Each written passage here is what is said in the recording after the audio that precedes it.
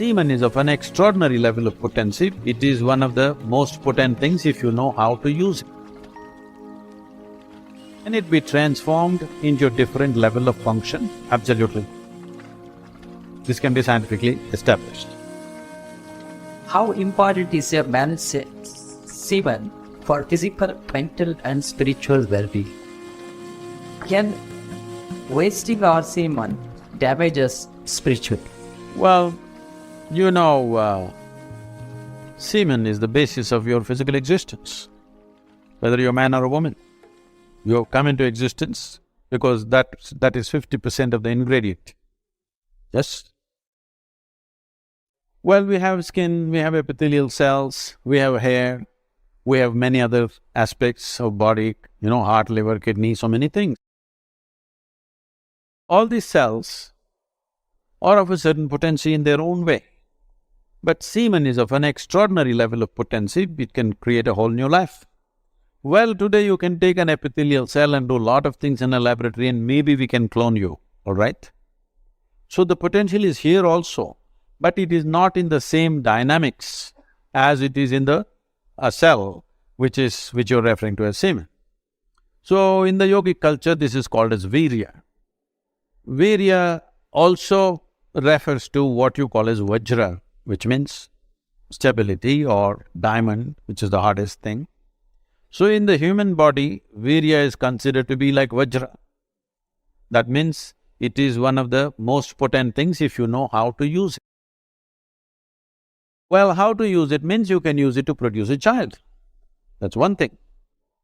Well, if this question is coming because you are using it to spill it on the JNU bed sheets, okay? If that's how you're using it, well, that's your compulsion, you're doing whatever you're doing. This is not something to be judged morally, that's not the point, it's a question of what is the level of compulsion that one has. But anything in this body, can it be transformed into a different level of function? Absolutely. Not just semen, just everything in this body can be transformed. Say, suppose I give you all soup-making ingredients, same soup-making ingredients to every one of you. Do you believe all of you will produce the same soup? No, you will produce 500 varieties of soups, those same ingredients. That's all that's happened with us right now. All of us are fundamentally same ingredients, but see how different each one of us are. Different soup. Well, if I give you soup-making ingredients, either you can make a great soup or a lousy soup. Depends what kind of skills you have, isn't it? So this goes for everything, not just for semen. Every dimension of your body and your mind, you can transform into something tremendous, or you can make it mediocre, or you can make it a serious problem. Every aspect of your life. That goes for this aspect of life also. Saying, people are making it literal translations, but if you want to produce a certain, let's say, epithelial cells, how much energy the body spends on it? And if you want to produce a cell which you call a semen, how much energy body spends is very different. This can be scientifically established. So, when you're investing so much energy in that, obviously it has a potency if you know how to explore. But are you competent to explore? Are you capable of exploring? Do you have the necessary sadhana and guidance to do that? That's a big question mark.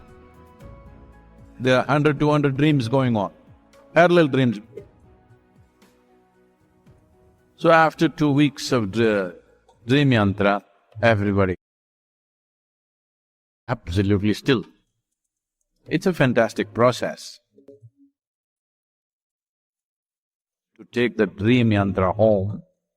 We could make it. It'll be a powerful tool.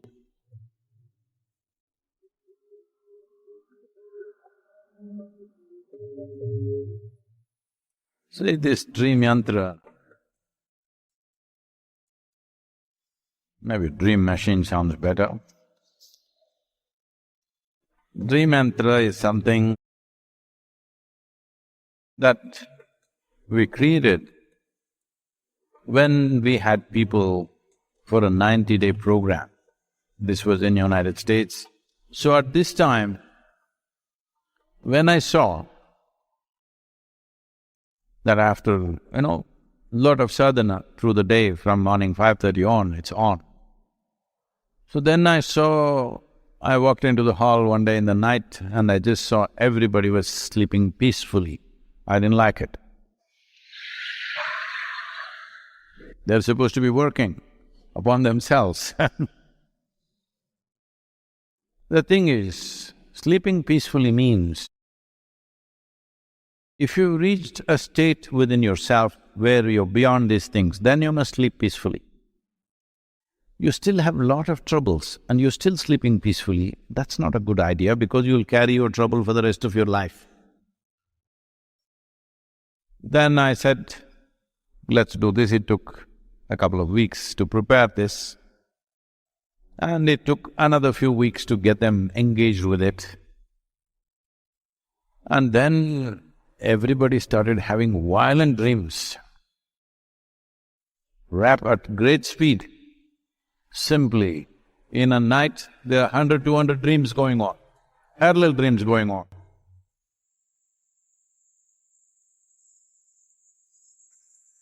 Sadhguru, we were sleeping well all these days now. I said,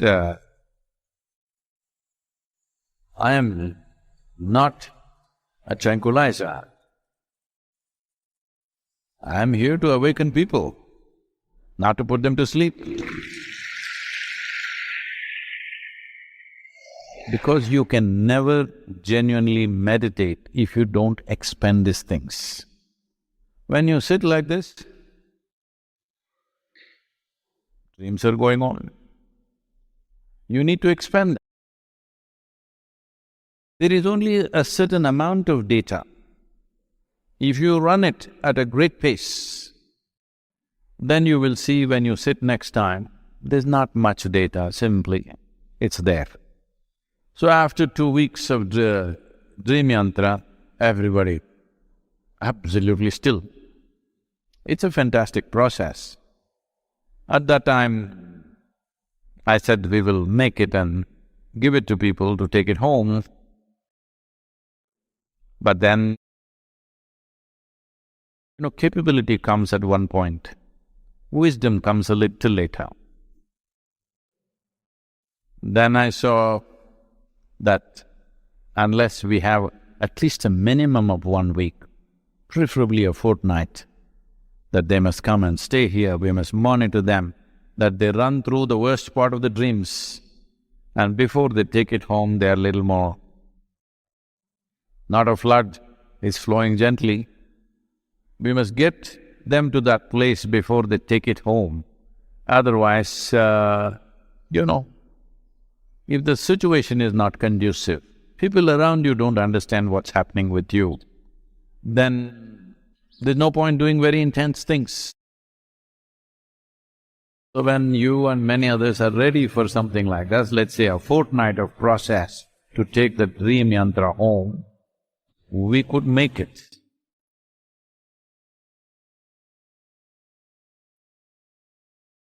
It'll be a powerful tool.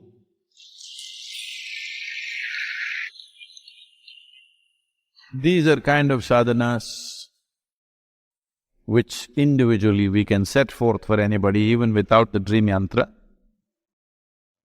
But then they must be under our observation and care. Otherwise, it's not necessarily it'll go back.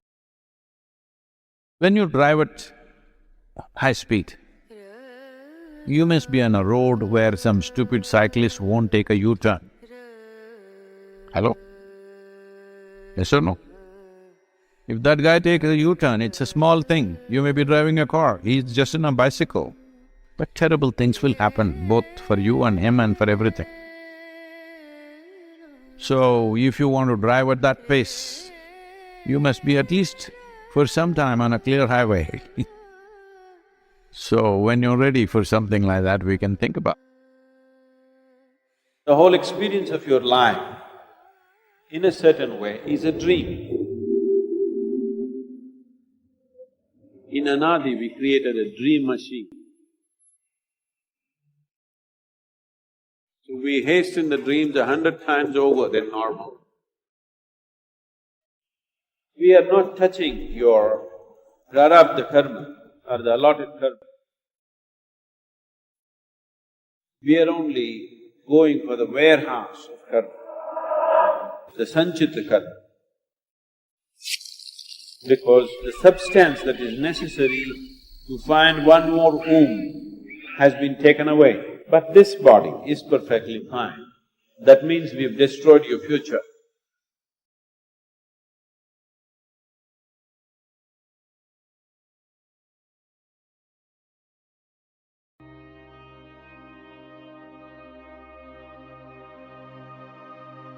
The vehicle you're driving is producing so much poisonous gases. Anyway, they got the basic arithmetic wrong. Yes, I would want to hear that.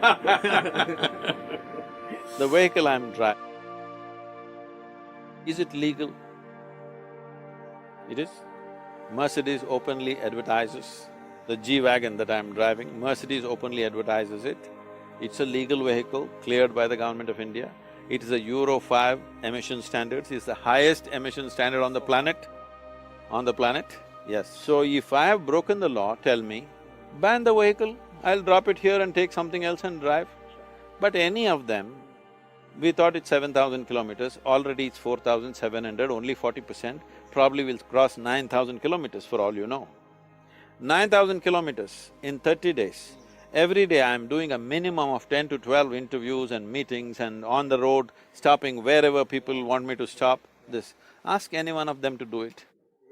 People half my age, let them do it, let me see. So I'm saying, you are trying to find a problem in the solution, all right? The stretches we are doing in the night. Throughout the day we have something going, entire day, and then driving in the night. Look at me, I'm an old man At least some comfort and safety. Have you ever driven long distances on Indian roads, how dangerous it is to drive in the night? Every moment is a possible that you could get into a mess, okay? So, if I drive a car which is fit for that kind of journey, which is safe, and above all, it's legal. So, if you want to form your own law and persecute me for that, you are breeding lynch. Please stop that.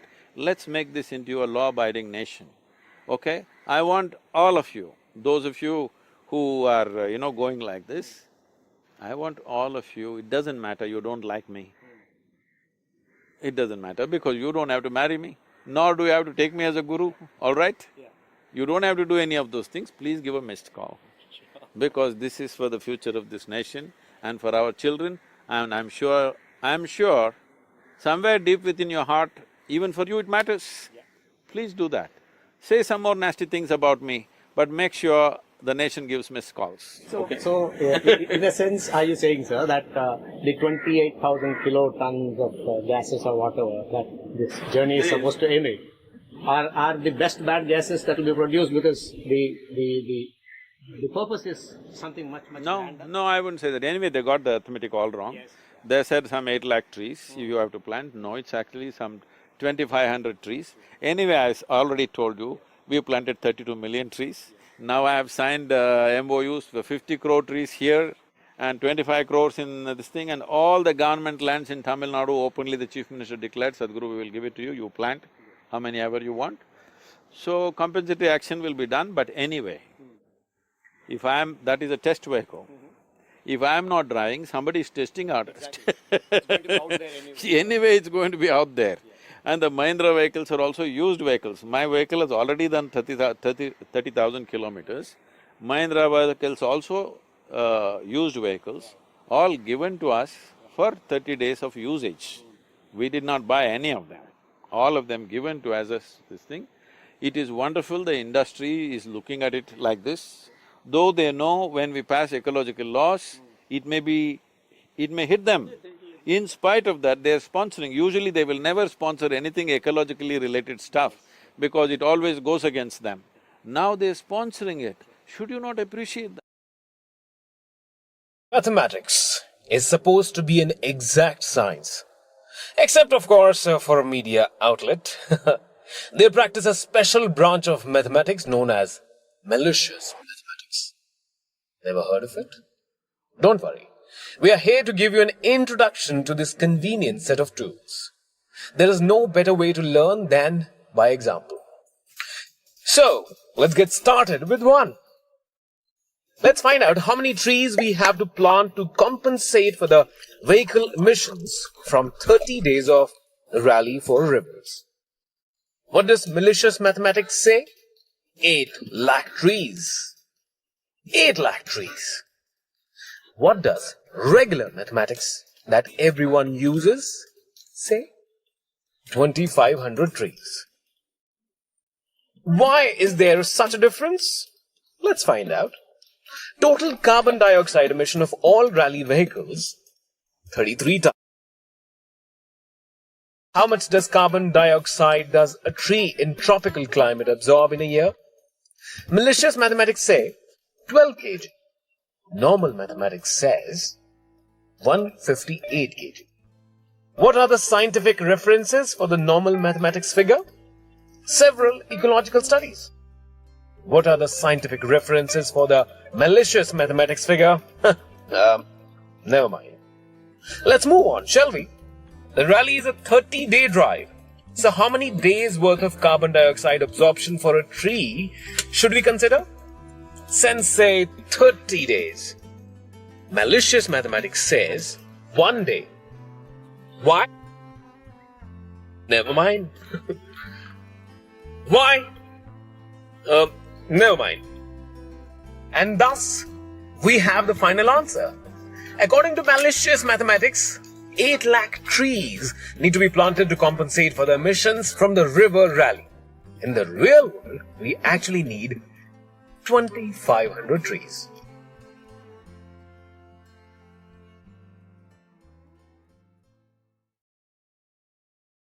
Each of these videos is a construction, and whoever reaches the end is helping to sustain this work.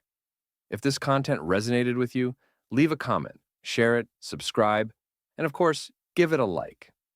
Also, take a look at the links in the description. There are more paths for you to explore. Thanks a lot, big hug, and see you in the next video.